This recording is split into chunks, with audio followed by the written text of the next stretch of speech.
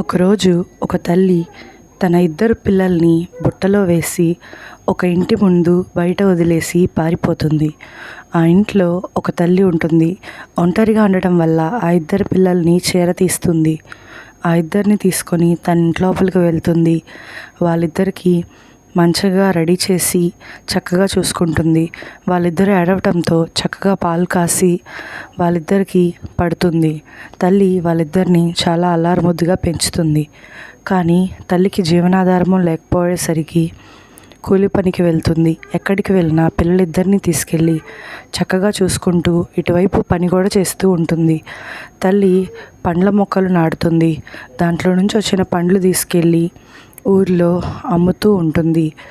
ఆ అమ్ముతూ వచ్చిన డబ్బులన్నీ పిల్లల కోసం ఖర్చు పెట్టి వాళ్ళ కోసం బట్టలు కొనేది. అలా బట్టలు కొనడంతో పిల్లలు చాలా సంతోషిస్తూ ఉంటారు. మిగిలిన డబ్బులతో ఇంకొంచెం పొలం తీసుకొని మళ్ళీ పండ్లను పండించేది.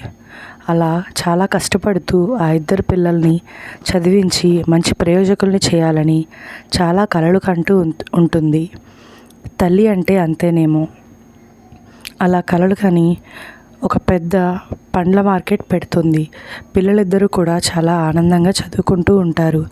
ఆ పిల్లలిద్దరూ ప్రయోజకులు అవుతారు. గొప్పగా సాధిస్తారు. మంచి ఉద్యోగాలు సంపాదిస్తారు. ఆ పిల్లలిద్దరూ వాళ్ళ అమ్మ దగ్గరికి పరిగెత్తుకుంటూ వస్తారు. ఆ అమ్మకి కష్టాలన్నీ తీరిపోయాయి. ఆ ఉన్న ఇంట్లో నుంచి పెద్ద ఇంట్లోకి తీసుకెళ్తారు. కారు బంగ్లాలు అన్నీ ఉంటాయి. తర్వాత వాళ్ళ అసలైన అమ్మ వస్తుంది కానీ తనని వాళ్ళు యాక్సెప్ట్ చేయలేదు. కథ నచ్చినట్టయితే